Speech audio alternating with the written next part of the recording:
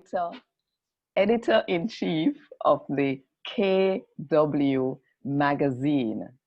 And the KW magazine is so pleased to have today with us our sister and friend, Pauline Catlin-Reid, aka Shezzie, and she is going to tell us her amazing story about the process along which God has taken her. Yeah, um, I wonder, yes, here we go. Wonderful, wonderful. Welcome, Sister Pauline. Shezzie, I don't know, I like to call you Pauline because it's your real name, but I also like to call you Shezzie. And later down in the interview, we're going to hear some more about why that is your name. Yeah. Anyway, Absolutely. yes. I tried something new today. I tried starting with the video announcing the magazine, advertising the magazine, and I'm not even sure if if all was well in how I went about doing that. And I want to be sharing some of your music, Pauline, Wow. because yes. So let's just pray that we get it all going. But let me just, for those who are just joining us, both inside the Zoom room and those online, I want to first of all tell you that I'm bringing greetings, not just on my own behalf, but also on behalf of my husband, Marcel Goff, who's usually the one who helps me to set up the background and then prays over me before we start anything.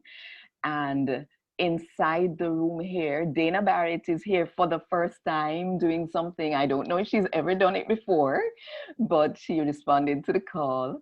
So she will be the one interfacing with you, my friends, who are on Facebook. Now, the first thing that the Facebook people need to do is to let us know where you are watching from. Where in the world are you? And whether you're watching this live or on the replay, we want to know where you are. That's number one. Number two, just so you know what the purpose of the KW magazine is. KW stands for Come Make We Worship, but that was just too long, so we just shortened it to KW. Come Make We Worship. And the aim of the magazine is to make it possible for us to have conversations about worship and cultural identity. And who is this us? It is primarily people of African descent, both on the African continent and in her diasporas. We want to have conversations about worship and cultural identity so that we can get to know ourselves better, so that we can get to know each other better. And that ultimately, as we get to know ourselves and we get to know each other, we will have deeper, more authentic relationships with our Creator, Yahweh. That is the purpose. So then we realize that not everybody is reading and not everybody is getting the magazine. So we said, why not introduce people, a wider audience of people to the why not introduce people to the writers in the magazine and the people who have been interviewed and even some people who have advertised. And so this is episode 9 of our crucial conversations, where we take the conversation off the pages of the magazine, off the written page of the magazine, and take it into your live space. So if you are joining us for the first time, welcome, special welcome. And I get to understand that my parents, Hyacinth Richards and Granville Richards, and my sister, Janice Headley, are also watching right now online. Welcome, welcome, welcome. It is so good to know that you are right there. All right, so I am going to read the ad, Pauline, that you had placed in the KW magazine. It's the Okay. third issue, and Mm-hmm. it is the one where we focused on Marcus Garvey.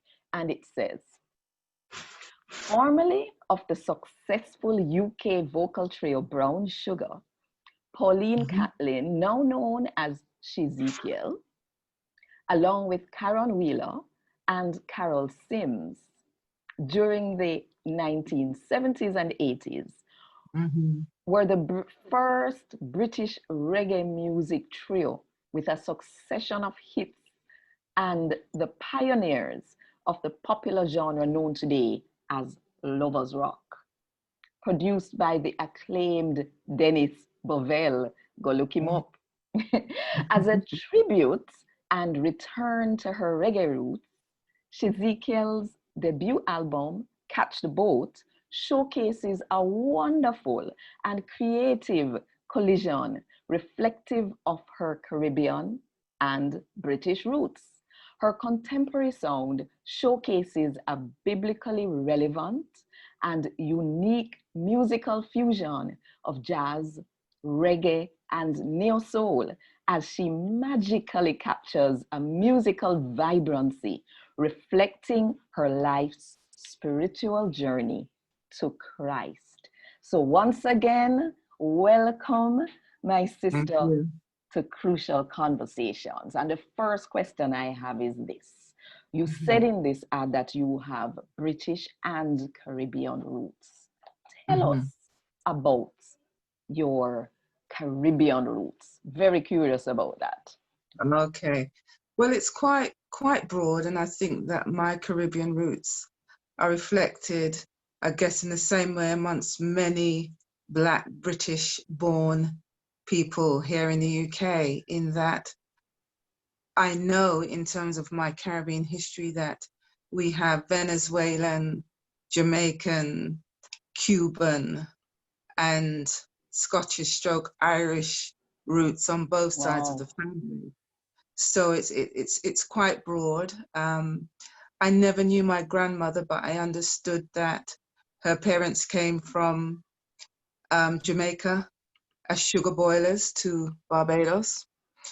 I know that her father's name is Joseph Francis, and he's either from St. Elizabeth or St. Andrew, I'm told. I'm in the process of Oh, trying to connect um, there. My husband's family has family in Westmoreland and St. Elizabeth. So, hopefully somewhere along the line that might be just a connection somewhere where we might discover those particular links. But my mother's father was born in Cuba, so he's Cuban, as many of our wow. our family members across the Caribbean have been. And what we don't really acknowledge is the amount of movement that there's been across the Caribbean, particularly in the early part of the 19th century even, Yes. um, where there was a lot of higglers and workers moving across.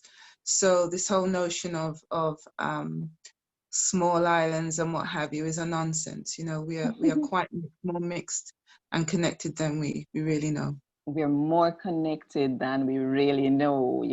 I mean, in, as you mentioned, the early 1900s, that's when my great grandmother moved to Costa Rica and she never came back. So I have relatives there too. Oh, So ooh. as you rightly say, where but Mhm. it's nice to know that you have all of these Caribbean connections, and it must have Mm. fed into just how your life developed in Britain. Even though you weren't here, you were still Mm. here. A part of you is Yeah, and will yes. always be here. So have you Mm. visited the Caribbean? Oh, always. My first time was to Jamaica in 1981, where I performed on the Jamaican Reggae Sunsplash You are with kidding me. no, that was with an English musical contingent, which included Aswad, King Sounds, and some other artists. But you know, my Rastafarian roots, musical roots, in that respect, that was a part of that early part of that musical journey of the growth of the Mm. music here in the UK. So, Ah, so that was my first trip to the Caribbean. But before that, in 1980, I was able to go to Nigeria, to West Africa. So, um, yes, very, very yeah. interesting. Very So that's the interesting. whole transatlantic thing, Nigeria, Mhm. Britain, the Caribbean. Mhm. Ah, wow. So the revelations have already begun. I did say, I don't know what kind of revelations we're going to have, but there it is Mhm. already. You have Yeah, performed on Reggae Sunsplash stage. All right. yeah. Now, let me just take you back a bit then. How old Mhm. were you when you started singing? And, what was it that eventually led to the establishment of the Brown Sugar Trio? Well, my earliest memory of singing was when I was probably about 7 or 8 years old. Oh, You know, in the UK, we used to experience power cuts, so yeah. outages of electricity. And my father had invested in a piano, and also mouth organs were really popular Yes. back then when we were younger. And he used to sight read, could read music, and play the mouth organ. And he was also, I understand, a part of a quartet group Mm. back in the Caribbean. So he had a great love for music, and in particular, he loved harmonies. Yeah. And he would school my sister, my older sister, and my older brother, Sam and Carolyn, Mhm. in harmonies. And he would try to teach us to sight read, Yes. which I was never really good at. And he was very strict. And so I used to pretend that I could read the notes, which I couldn't, but I used my ear to pick up the harmonies. And that's how I learned to harmonize. And he never knew, he never cottoned on that I couldn't actually sight read. So that's the earliest memory I have of singing. Okay. Yeah. That's pretty early. And so then, did brown sugar get started? Because when I listen to the voices, and I'm going to play a little clip from one of your earliest hits, Black Pride, but the voices sound very young. How old were you guys, and how did that start? We were and 14 years of age, and I think one of the members would have been almost 16. But Yes. Karen Wheeler and myself were 14 years old. Wow. Yes. Mm. So, yeah, but how did it get started? I mean, how did you guys come together? Did you Well, know? actually, it was our secondary schooling. I met Karen Wheeler at the age of 11. Hmm. And at the age of 11, we became very close as sisters. Oh, And I used to bring her home. And the story behind Brown Sugar really is my elder sister, who's now deceased, yes. Simi. She was known as Simi, Oh, but yeah. Carolyn. She worked with artists like John Holt, Freddie McGregor, Martha Griffiths. She was Wow. working Dennis Brown. She was Yeah. touring internationally. But at that time, she was touring UK American Army bases. Mm. And she used to come back, and I was always in awe of the stories of what it was like to perform. You know, she was a part of a trio which was like the 3 Degrees. And she really encouraged that side of our singing. So I used to come home with Karen from school, and Hmm. she would school Karen in harmonies with myself, because she's a fantastic vocalist, as you all know, from Soul to Soul, but she learnt the harmony from the teaching of my Your sister, my sister. older sister. And so the three of us Wow. were practicing together. So that's how it started. Yes. And then I decided I wanted to start a group. I started looking for a third singer. Mm. And the third member actually had an ad in a local press, which I Yes. saw, and I contacted her and Mm-hmm. recruited her essentially. So that's the long and short. And the name Brown Sugar Yes. was made up by my mother. Hmm. And my mother called us brown sugar because she said that our complexions were different, like brown sugar itself, muscovado, demerara, whatever. Oh. So she said, she called us. She said, why don't you use the name brown sugar? And that's how it stuck. So that was Wow. the very beginnings of it, us coming together and practicing then as brown sugars, Yes. as young girls. Yes. Wow. Okay. We want to welcome online.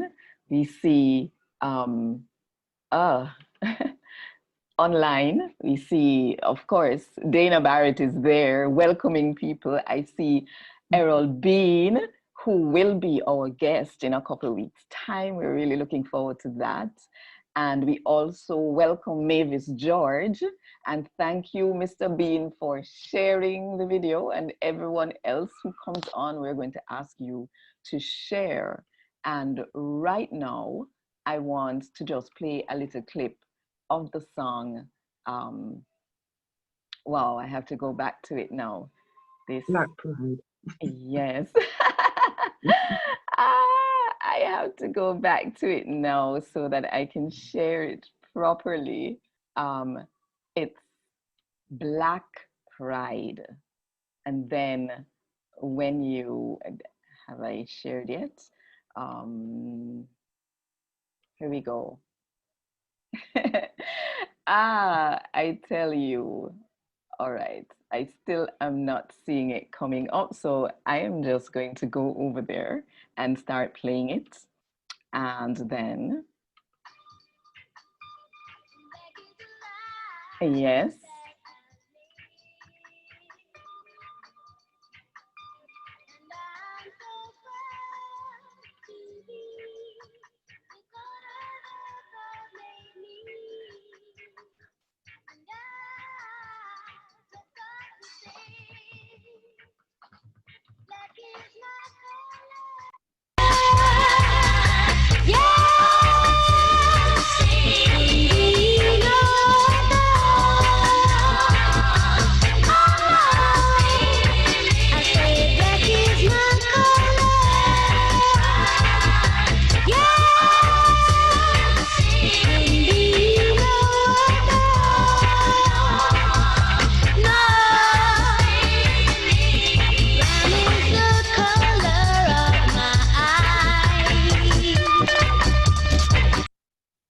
All right.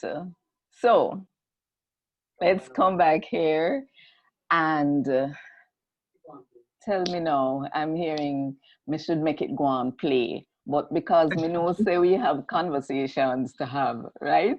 So Mhm. the people who want to hear the whole song can go to YouTube and look for Black Pride. Who was the lead singer there? The lead singer was Karen Wheeler on Karen that Wheeler. particular track. Yes, Yes, yes. yes, yes. And I mean, you can hear the youth in the Mm, voices, that mm, this is mm, something that was done a good while mm, back. So mm. my question is, when did the group, for how long were you on the road and when did it end? It was very short. I think we were together no more than 3 years between Ah, the year of 70, oh gosh, 76, 77. We were together on and off in different formats and different guises. yes, So the first song that was released was called I'm in Love with the Dreadlocks. yes. And I sung that one at the age of Mm, 14. wow. And then it was Hello Stranger, a cover Hmm. of the popular Barbara Lewis's ballad. And then Black Pride followed that. Yeah. And those three songs were the most popular songs for Brown Sugar. And Black Pride being the most iconic. Yes. Yeah, so after that, I went solo and did some songs as Pauline of Brown Sugar, Okay. and then eventually moved Yes. on to other things. Moved on to do other things apart from Mhm. singing. But Apart from singing, yeah, yes. but then and I don't know if you want to mention that here, but before you get there, I mean, look at what 3 years has done.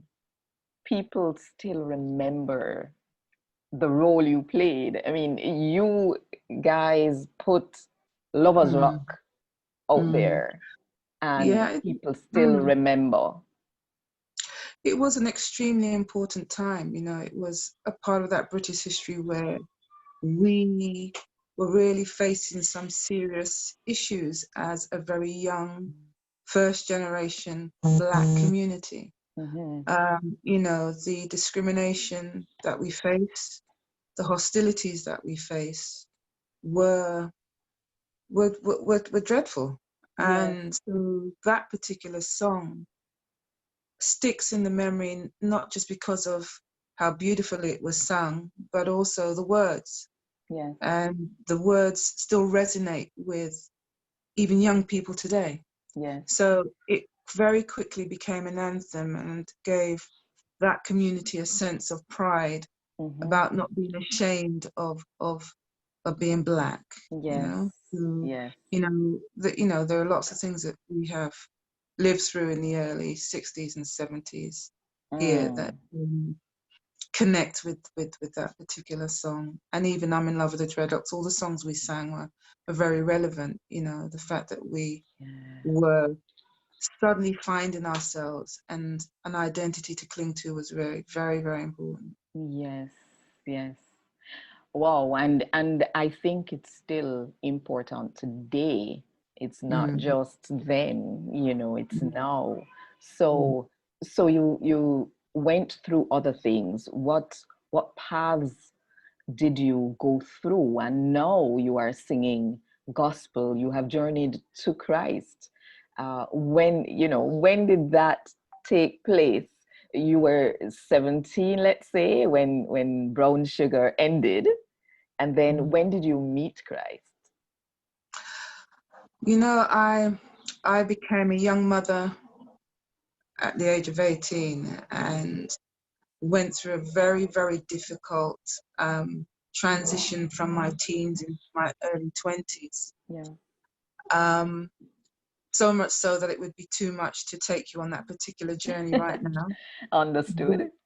but when God found me again, and I like to say God found me, Yes. um, I was searching as a young Rastafarian. I had deep questions over Haile Selassie Hmm. and had never really thought about or thought of Haile Selassie as Christ, but began to question my identity in Christ, in God. I wanted to find God. I really wanted to settle this particular question. Hmm. And for several years, between the ages of, I would say, 16 and 23, I used to have quite profound spiritual experiences Mm. in dreams, visions, and things that only God can explain. And I know that when I Gotcha. say that, there are many of us who have lived through those sorts of Hmm. experiences. But in this particular instance, I'm going to cut my testimony short again because it's something that I am planning to document in various formats. Yes. But I'm I happy had to a hear vision. that. I had a vision where Haile Selassie came to me, Hmm. and he came to me with another person, and I was handed something which was a message, and that message was to catch the boat. And that's where my release this year, the remix from the album Catch the Boat, the title single Yeah. that was released comes from. It's really based on my testimony. But when Haile Selassie came to me in vision, he came with somebody else. And that somebody else, um, 2 years later, was the man who baptized me. Mm. So, as I said, it's quite a lot in between all of that. Yes. I, for several years, thought I had a mental health issue Mm-hmm. because I couldn't reconcile the things that I was seeing um, with my reality, with life. And what I used to do is I used to get up and I used to write everything that I used to see down. So I have volumes of books of all the things that I have seen. And it wasn't until I was baptized into the Seventh-day Adventist Church that I understood the meaning, the biblical meanings behind the things that I had seen. And these are the things that I have begun to write about now and Ah, to sing about. okay. So, that's where it's coming from. And, I believe that Haile Selassie led me to the book, which is the Word of God, Yes. so that's very, very special to me. That is interesting because I've heard others testify similarly that, Mm, they were um, following Rastafari mm, and were led to Christ through the Word of God. Um, Keith Augustus Burton is online. Dr. Keith, welcome. And mm, he comments that the 1970s and 80s were extremely rough for Black youth in the United Kingdom. mm. Reggae music, he said, empowered us to take on the system. I don't know if you want to comment on that. It wasn't one of the questions I sent to you, but we're having a conversation and some people. Yeah. Yeah. It was more than taking on the system. It was about claiming an identity for ourselves and finding ourselves Mm-hmm. in that music. And there is something quite deeply spiritual about reggae music. It's almost as if, its heartbeat, the heartbeat of that music is a calling and something that resonates. I say there's something in our DNA, just as, um, there's a saying that the iniquities of the parents are handed down to the children through the third and fourth generation. Yeah. So I'm using that term to explain how there is a DNA, there is something genetic about us, where even with music and sound, it brings us back to the root of who we are. Mm-hmm. And it's a part of our makeup. And so I'm extremely passionate about reggae music in particular and African music because I love African music. I've been brought up, I've listened to a wide vernacular of musical genres. Yeah. But there is something about the origin of that drum beat that ties us as a people, that is above our differences in language. So that reggae music was important at that time. Yes, it became that vehicle whereby we could express, communicate, and connect through the underground, because that's what it was. The sound systems were our radio stations. Ah, So I first heard about God. I wasn't from a church-going family. My family didn't go to church, not like a lot of families here yeah. in the UK. We used to, that was where they went. I wasn't brought up as a church-going Mm-hmm. child.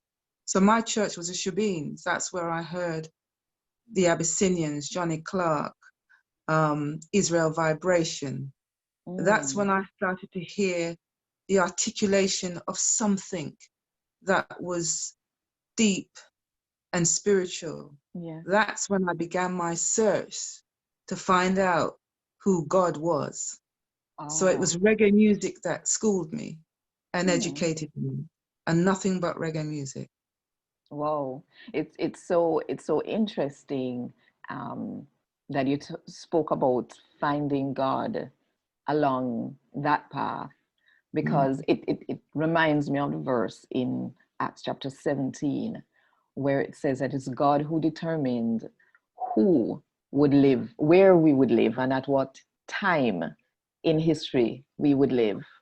And He did that, set us to live wherever we are living so mm, that we would search for Him and find Him even though He's not far from any one of us.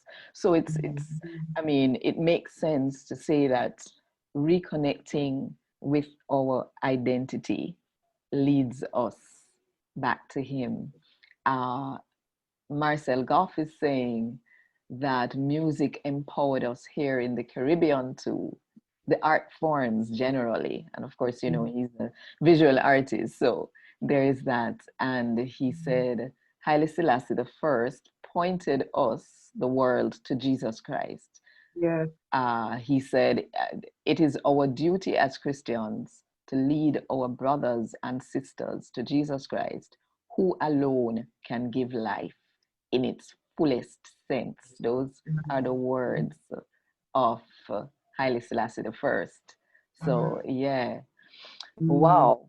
Okay. Now, I want to know, what would you say are the positive takeaways from your season with Black Sugar, and perhaps the other season after that as well? I love black sugar. I love black sugar, but it's brown sugar. Did I say black sugar? Yeah, but black sugar is nice. I'm happy to use black. The positive takeaways I would say is that we dared to dream as children, because we were children. We were young 14-year-olds who really didn't have a sense of what that talent was, the gifts were. So the positive is that we dared to dream. Yes. And we went for it. Awesome. And, you know, that gift and that vision has borne fruit. Yes. Yes. Great. It definitely has. I mean, if we're even just counting from what has come through you, but then it's not just you, so it's the others as well. So now, well, I don't know if you have more details to give us concerning your journey to Christ, but what I would want to do is you have a song called As I Am. And both the song itself and the video that you've put out along with the official video. And so I really want to do a good job now of sharing my screen properly so that we can listen and watch the video of the song. So here we go now, sharing my screen. And here is the As I Am. Let me share it. And hair like wool, his eyes a flame of fire, his feet the color of brass, and his voice the sound of mighty waters. Don't be offended if I see Christ as an African. Why should you be offended? I see the man as I am, as I am, as I am. Don't be defensive if I see Christ as a Nubian. Why should you be defensive? I see the man as I am, as I am, as I am. The color of the man's skin means no more than the color of his eyes, his eyes, his eyes. If I was made in God's image, then why would you despise, despise, despise? You see, I have an admission and I don't need your permission, 'cause I met him down there in the valley of decision, 'cause he called me from the miry clay. He set me free so I could say, my God is real to me. His spirit lives in me. My God is real to me. His spirit lives in me. My hair is matty, natty, thick and full. So it says in his word, Revelation 1, his hair is white like wool. That picture hanging on your wall, Grandma, it has to go. You see, I discovered the truth and it's just an image painted by Michelangelo. You see, history has done much damage. From black to brown to white, we're all made in his image. It don't matter the color of a man's skin. So I'ma love the skin I'm in. Cause his feet is the color of brass. And his voice the sound of mighty waters. O'Shea, Papa, O'Shea, O'Shea, Papa, Papa, O'Shea. He's real to me. He's real to me.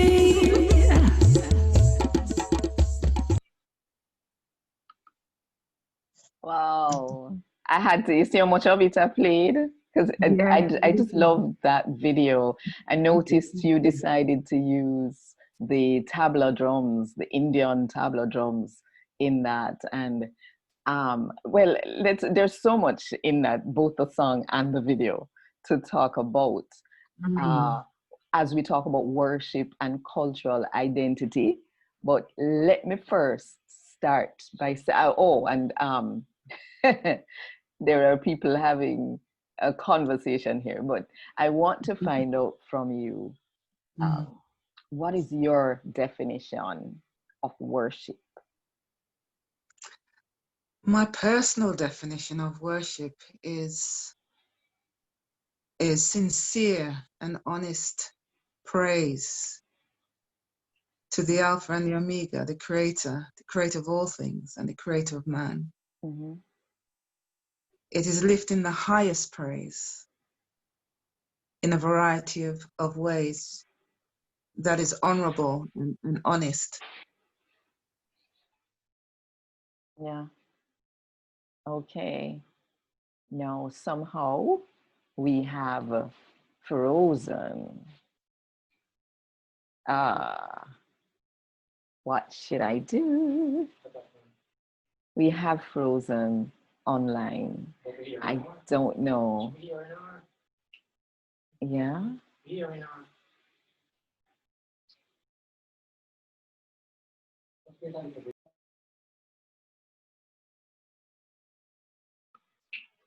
Okay. We had a little hitch just now. Okay. I got disconnected. I got disconnected, and I don't know what you were saying, but yes, so I'm just going to have to trust and move on. But I'd like to respond to what you were saying. Here's what I heard. I heard you say that worship is expressing profound praise to the Alpha and Omega, the Creator, and then what else did you say about worship? I said, to me, it is honoring. It's sincerity. It is lifting praises to the highest, the Most High God. Lifting praises to the Most High God. In a variety of ways. In a variety of ways. That honor and sincerity is absolutely important and quite personable and personal. Yes. Okay. So then, back to the video and the song. And you pretty much were saying we all, regardless of who we are, the color of our skin, etc., have access to the Most High. Yes. To worship Him. And, toward the end, you had people of different extracts. You had the Caucasian, you had the African, you had the Indian, and I don't remember who else, but everybody was there giving praise. And that to me was very powerful. You made reference to the Revelation 1 scripture Mm. about which described Jesus Yes. having woolly hair and Yes. all of this. So tell me, what really led you to write a song like that?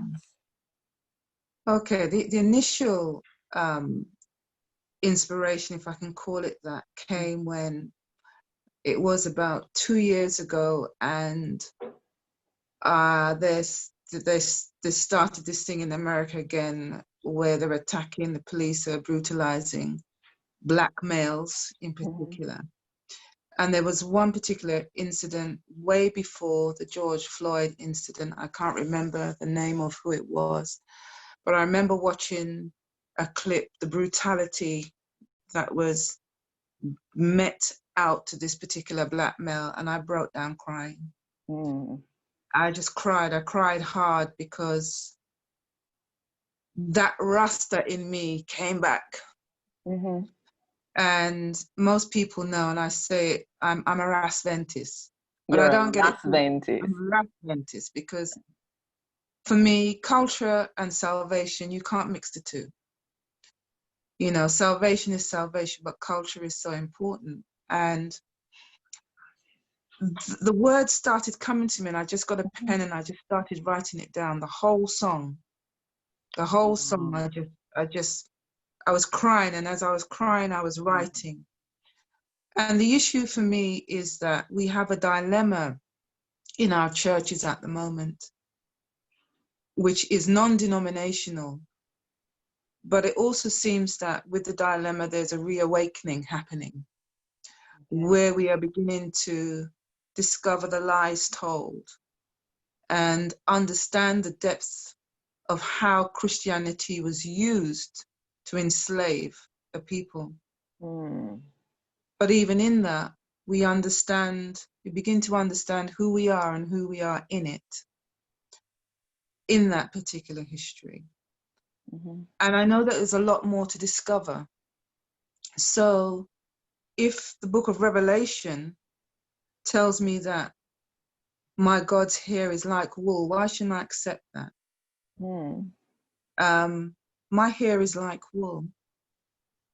His feet the color of brass. Well, what's the color of brass? It's golden, like brown sugar. yeah. You know, so for me, it was to challenge and upset a particular notion that we all know so well. And also, we have to find a way as Black Christians to reconcile those differences amongst ourselves, because now we have whole generations of people who are rejecting the word of God Yeah. on the basis of rejecting a white Christ when Christ was not white himself. Does it matter? Yes, it matters right now. It does. It matters. So that was one of the reasons why I wrote the song. The whole idea of showing diversity is that my vocational and professional background has been in the arts with a specialism in cultural diversity, and I'm passionate about diversity. I love all people. I love Yeah. humanity, and I'm passionate about cultures. Yeah. So for me, the end game is as Christ. We are all one in him. You know, and as we journey through life, we know that there is good and bad in all of us, regardless of race. But right now, the Black issue is paramount. The reconciling and the restoration of our people is paramount, and the truth needs to be told. The truth needs to be told, and we really are grateful to you for the role that you have been playing in Mm. sharing this truth in a way that exalts Jesus Christ, that exalts Yeshua HaMashiach. Mhm. Okay, Dana is saying, enlightening discussion. I am learning there is no cookie cutter way of coming to Christ. And by the way, Dana is teaching people linguistics and Wow. translation so that they can help people to read God's word in their Mhm. own heart language. So Mm. she's learning that there is no cookie cutter way of coming to Christ. He Yeah, leads whom yeah, he absolutely. will Isn't. and Mm. how he wills. And Mm. then, well, Dr. Keith had said he loves this and he had purchased the album 2 weeks ago. I think he was Oh, saying that from when the video was being played. He said, I oh. purchased the album 2 weeks ago. I love the Mm. variety and the artistry, but most of all, the Mm. message. And Wow. then Nikki Tapper Mm. from Nikki Tapper is saying, good message. Welcome, Nikki. It is so good that you're here. Good message, creatively delivered. Um, Thank so, you. yes. Mhm. So then, um, I hear echoes of Marcus Garvey and, of course, of His Lassie the First in that song. Of course, Marcus Garvey was saying that we should be free to see Christ as a black man. And you have just shown us that if we look in the Revelation 1 Mm. description, we will see that. Mhm. But we have been talking on the KW magazine a lot about Marcus Garvey, as you know, we did a whole issue Mm. based on him. So, how did he influence your life and work? In thinking about it, I don't think I would say that it was it was consciously a direct influence. Mm-hmm. But when we think of Marcus Garvey, we have to really just be amazed at his vision Yeah. for the Black race Yes.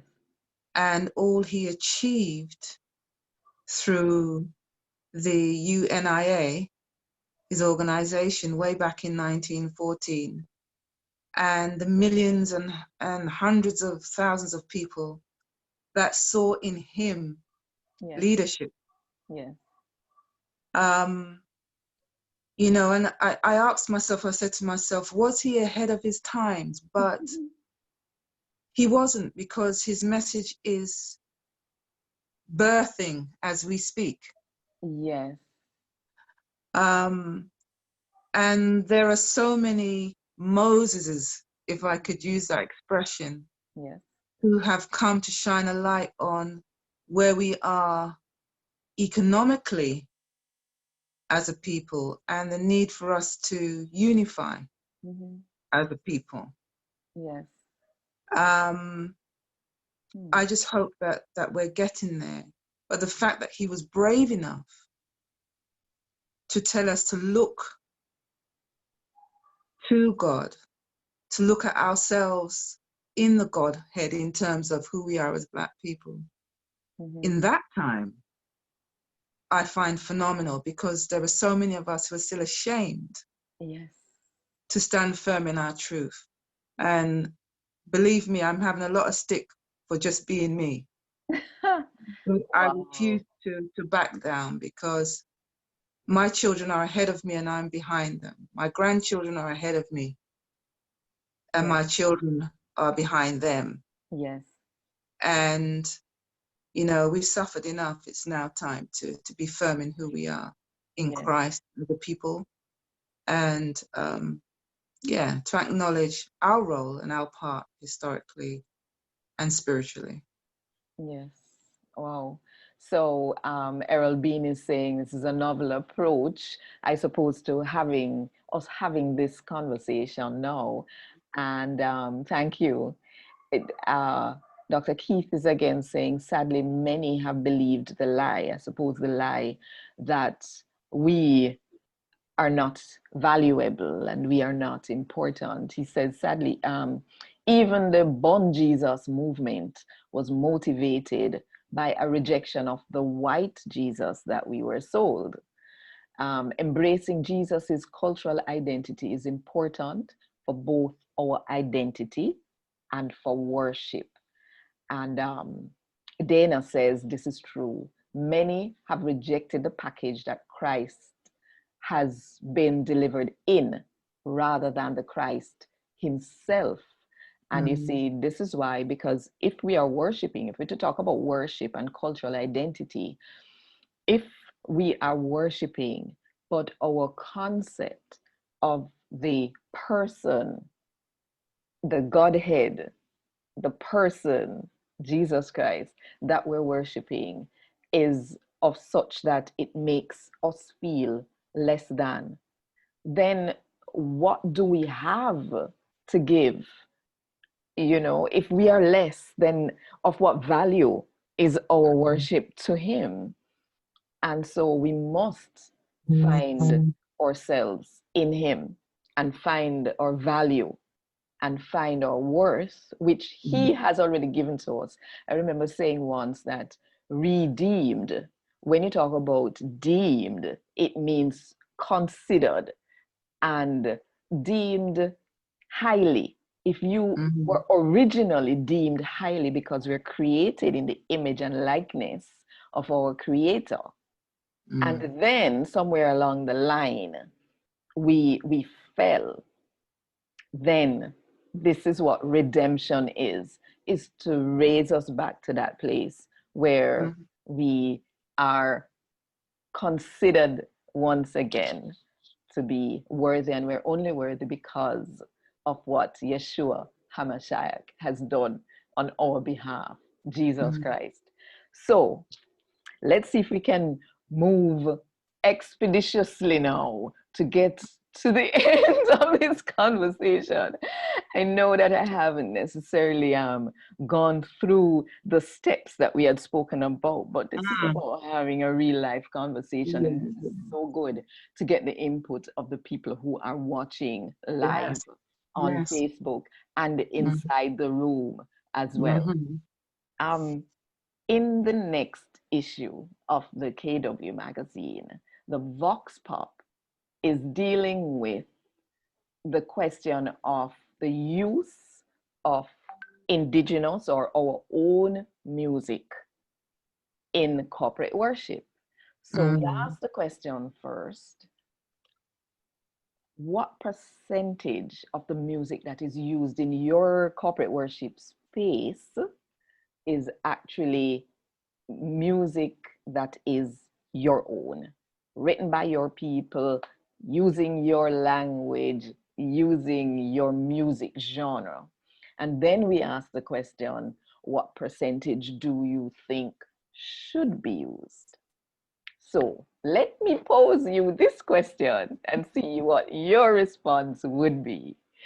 What percentage in the worship spaces that you frequent or the ones that you call yours, what percentage of the songs are the people's? I would say none. I think it's 99.9% other. Oh, wow. What percentage do you think it should be? I think it should be at least 80%. At least 80%. Okay. I haven't finished collecting my samples. As a matter of fact, I think I may be closing off at the end of today. Wherever the last time I checked, I had 82, and I want to have 100 respondents. And I have people from the African continent, and I have people from the Caribbean. That's really what I'm looking for. And I understand that the UK is a mixed space, but I also know that there is a tendency to meet in groups for worship. So in other words, you do have congregations that are blended, which is really the ideal, because that's what the kingdom is all about. But then you do have Caribbean churches and African churches and that kind of a thing. But I looked at Africa continent and in the Caribbean particularly, and the majority are saying that it's less than, let's say less than 30%. And within that, it's really less than 10% of the songs are theirs. But the people are saying at least 70 to 80% should be theirs. The Right. interesting thing is, and I'm going to have to pull it apart to see what age group said what, and what Mm, mm, country said what, and what denomination said what. mm, But the interesting thing was that when I asked the question, what is your favorite form of music for corporate worship? The majority of people said hymns. So, that is something that we need to talk about again, looking again at the responses of people online, mm, and in response to the part about Marcus Garvey. Marcel Goff said, God bless Marcus Garvey. So much courage, sacrifice, and leadership, and more. Big him up. Let us continue his work. And last week, when we spoke with one of the um, what should we call it, experts, when we spoke with one of the experts last week on Garvey, Professor Rupert Lewis, he mm, was able to tell us that the foundation of the work of Garvey was his relationship with God and his theology, his mm, understanding of who God is and who God says mm, we are. And mm, and Vivian Pitter is saying we must feel connected to whomsoever we give our worship. So if our praise is mm, coming in a voice that is, but anyway, that's what I want to find out from you. Why do you mm. think it should be such a high percent, 80%? Why? Because times change. We are moving on. We are moving forward. Experiences change. There's a song that says Jesus today the same yesterday and forevermore. Yes. But he impacts our lives in a very different way, and not one experience fits all. And those experiences need expressing. I That's am a British reggae artist. It doesn't make no sense me trying to be what I'm not. I'm not an American soul gospel singer. yes. I can only just do me and express my talent in the way in which God has allowed me to Yes. experience life. So we You need understand me? to So, express, yes, we need yeah, to as express our we are, true yeah, selves. our true selves. Yes, because And I think that not being able to do that is a turn off for hmm, a lot of people who use music as a form of expression. yes. And I think that a lot of people don't want to be pretentious anymore. You And it's know, um, interesting. It's interesting that when you were talking about what worship is, you spoke about mm, honesty. mm, And see, this is important. God requires truth in the inward parts. That's what it yeah, says in the book of mm, Psalms, David mm, said. And so, really and truly, and we must worship in spirit and and true. in truth. Mm, In yeah. other words, and it's not just the truth of who God is, which is very Mm, important, but it's also the truth of who we are. mm, Because if we take a false self into the worship space, are yeah. we really worshiping? And that's a valid question for everyone to consider. If we don't take our true selves into the worship Mm, space, are mm. we really worshiping? No, I mean, the Bible says, "Can a leopard change its spots?" And I'm going to Mhm. use that fairly loosely because when I came into the faith, the first thing I was asked to do was to shave my locks. That was a really hard thing to do, but I did it because it made a statement Yeah. and there was a change. Mhm. But to grow my locks again was an issue.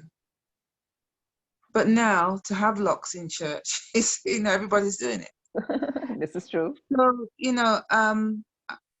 that's why, I'm a Adventist. This will always be me. This is who I am. Yes. This is who Pauline is. Okay. And we're really grateful to you for the music that you have provided to help people connect Mm, with themselves and mm-hmm, with God. It is very, very important. Your album Catch the Boat. mm.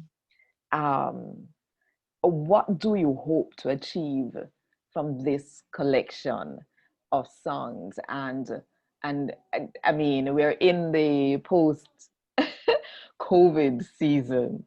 We're in the post COVID season. No, we're in Mhm. COVID. It's COVID, not when post, COVID, it's yeah. present.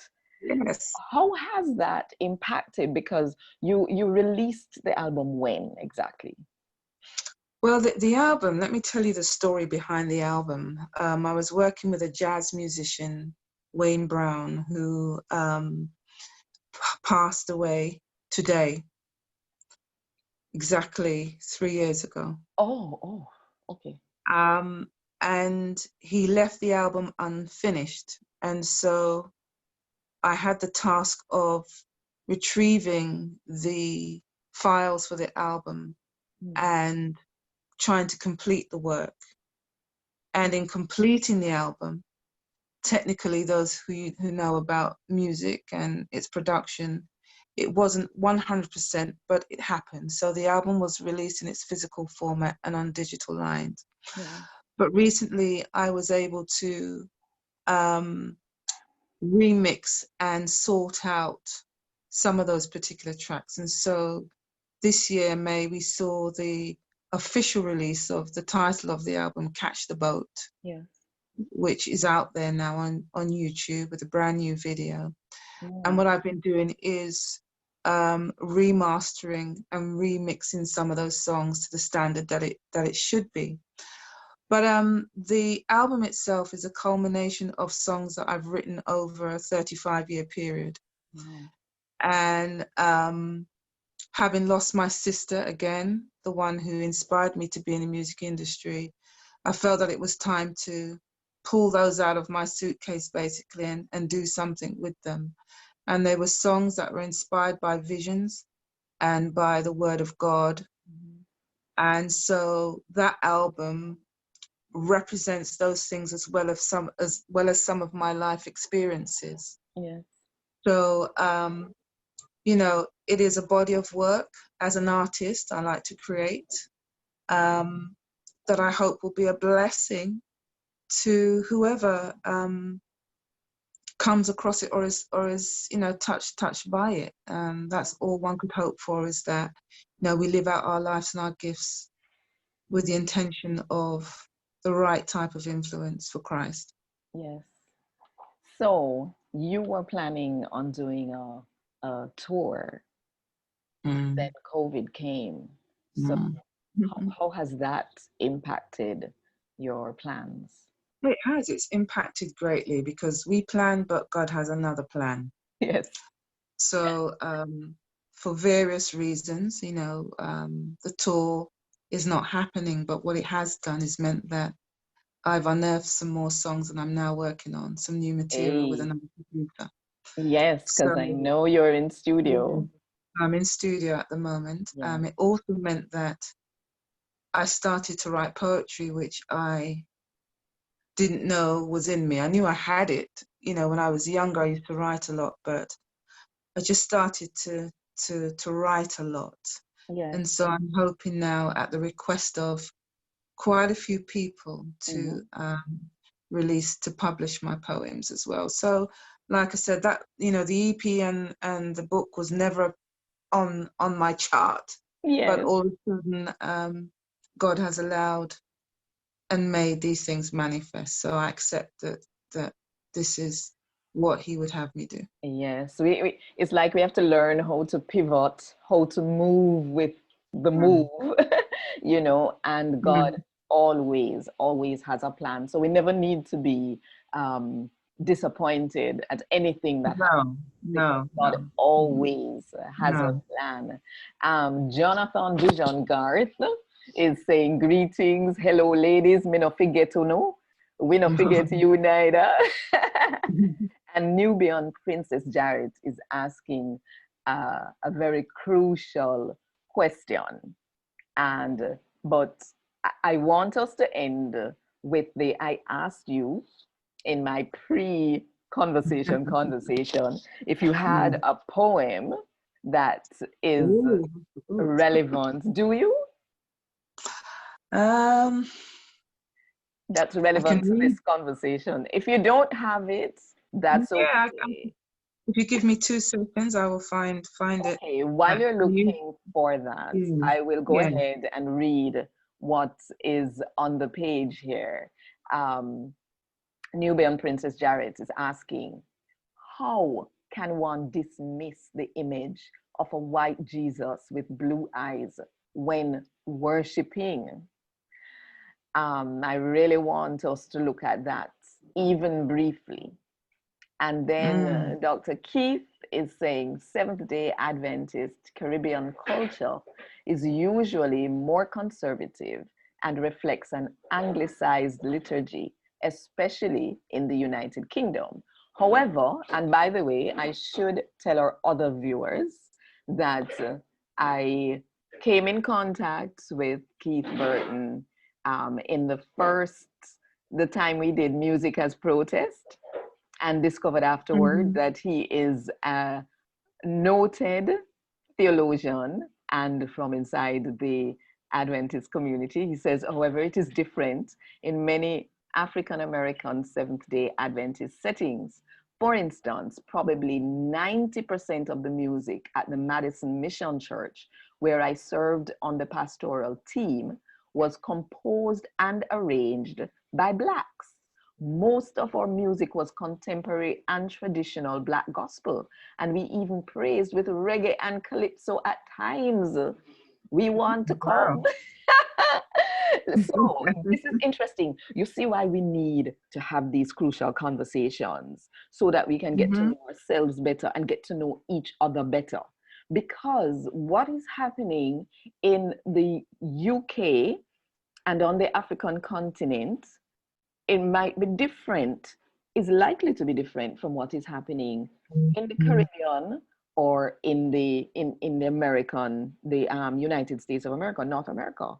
So when we talk with each other, we can get a better understanding of what is happening. We can support each other and we can share what each other is doing. This is fantastic. Okay, so um, you found a poem.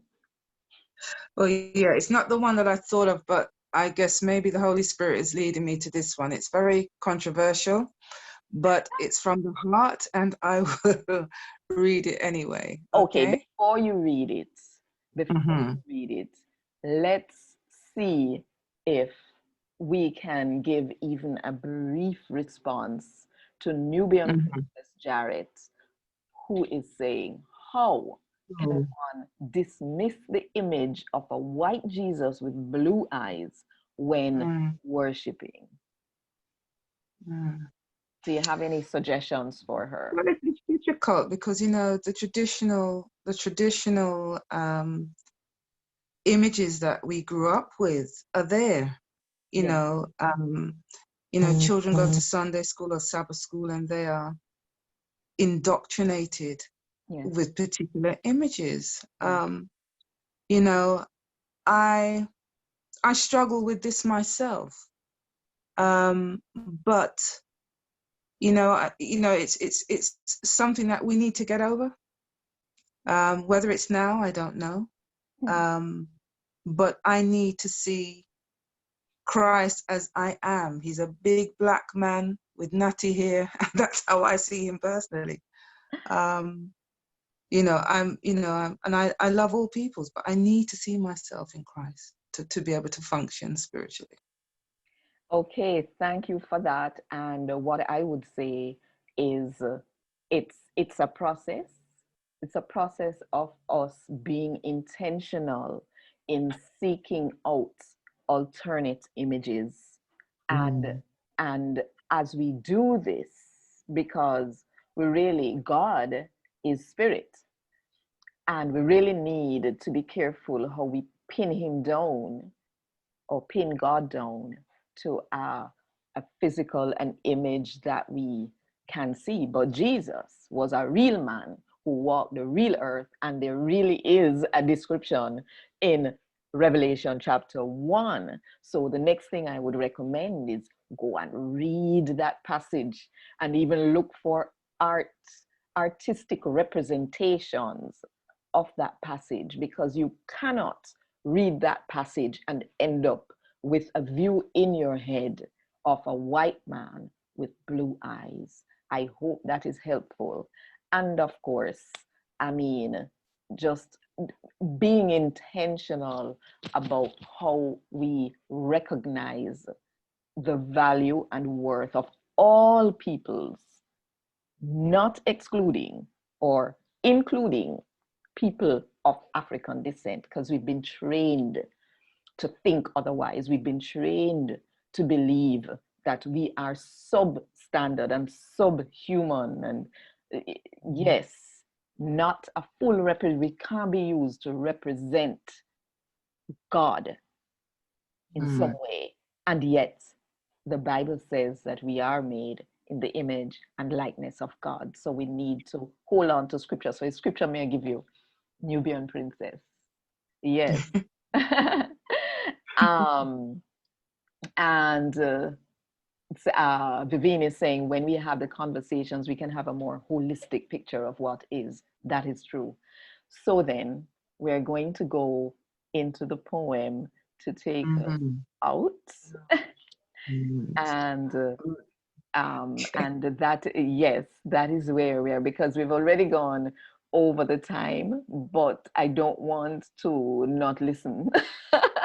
And this has been just such a fascinating conversation, one of those real crucial conversations that we needed to have.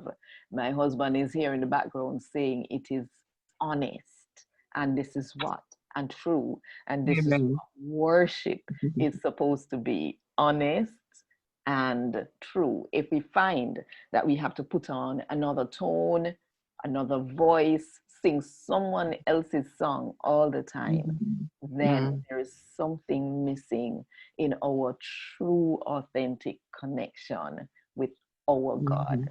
Yes. All right. I hope, just a couple things to say to the people watching, because I don't want to have to say this when we are done with the poem. I want to say that you can sign up on the the KW magazine page. If you sign up there, you will get the updates of what is happening next. You will not be in danger of missing a crucial conversation. And so just click that sign up button. And for people who sign up, I am going to, just because I really want to share with you a song from the Come Make We Worship album. So you will get free song when you sign up to receive updates, so that you won't miss the crucial conversations. And also the magazine we keep talking about, there are now 4 issues and I'm working on the 5th one. And Dana Barrett has posted inside on the Facebook page the link where you can purchase the digital version of it, a PDF download, for only $5 per copy. There are 4 issues there, so you can get more in between your crucial conversations. All right, I don't know. I want to hear the poem. I will be still. Okay, just to say thank you. It's been an absolute joy and pleasure to be a part of the KW platform. And I just pray for continued success for you. It's a wonderful work that you're doing, Joanne. So thank you. Give thanks. And we are honored to have you. We are. Thank you. Bless you. So, not wanting to steal any more time, this poem was written at the request of a woman called Julia Davidson, chair of the Peterborough Windrush Committee here in the UK. As part of Black History Month, October is Black History Month here. And she'd been watching and reading my poetry and asked me to pen something special. So this poem is called Black is Golden. Black is the golden color of my skin, melanin printed DNA, steeped with a great history, the origin of all humanity within. Beauty in all its shades, cocoa, coffee, chocolate, molasses, creamy albino, unblemished and sweet, ancient and modern, warrior queens and regal empresses who never gave in to defeat. Created in the image of He who from the Nile kissed life into mankind. Giants, biblical kings, prophets, magi, and wise men, therefore may we remind. Stolen, we are Africa, we were Egypt, we are Cush, and those who made flight, yes, the original Hebrew Israelites. We are the colors of the earth, now reclaiming our past and restoring our worth, reparations for sufferings not forgotten. Pillage, we paid the oppressor's wages, no recompense for all that was taken. Our whole identities, our contributions to civilization.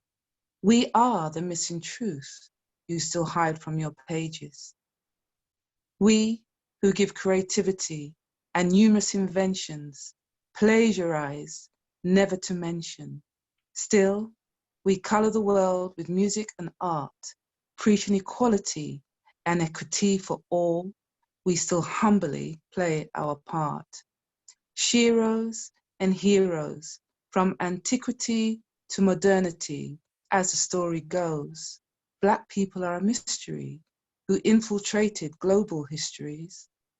But for all that has been stolen, we will celebrate who we are, for we know Black history is golden and will forever shine like the stars.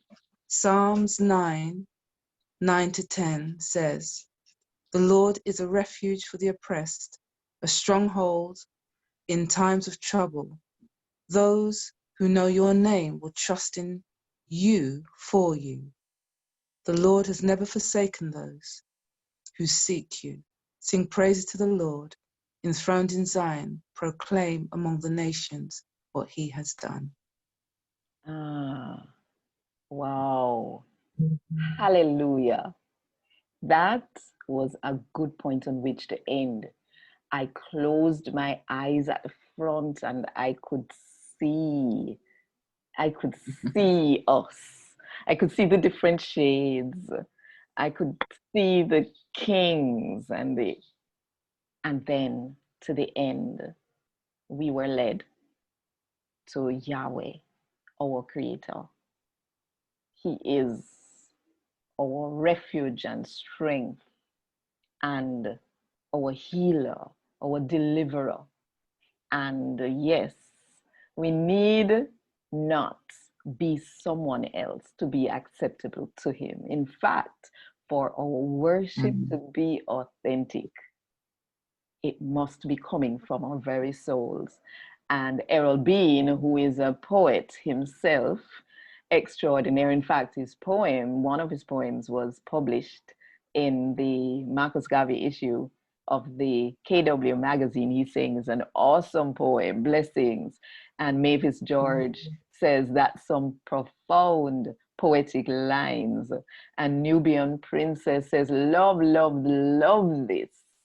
And of course, Vivienne Peter is confirming that we all were indoctrinated because of the influence of colonialism. But as we get older, we should consciously see the truth.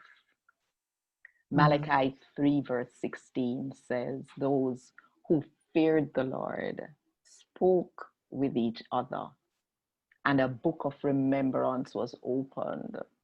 Yes, we are speaking with each other and having crucial conversations so that we can help each other to make that crucial connection with our Creator, Yahweh. All right. May I beg God for bless you and keep you. May I beg Him for smile Panuno. Me a beg him for show him love even though none of we no deserve it. And me a beg him for look upon we and give him peace today and tomorrow and the next day and the next day and the next day. Thank you again, my sister Pauline Shezzie, and everybody who know what good and one love. Thank you. God bless you. Oh, I should have allowed you to give the last word. Say that again. Oh, that's fine. God bless you all. Thank you for joining us. It's been such a healthy discussion. We need to talk more, but we will get there. Yes. Have a blessed week.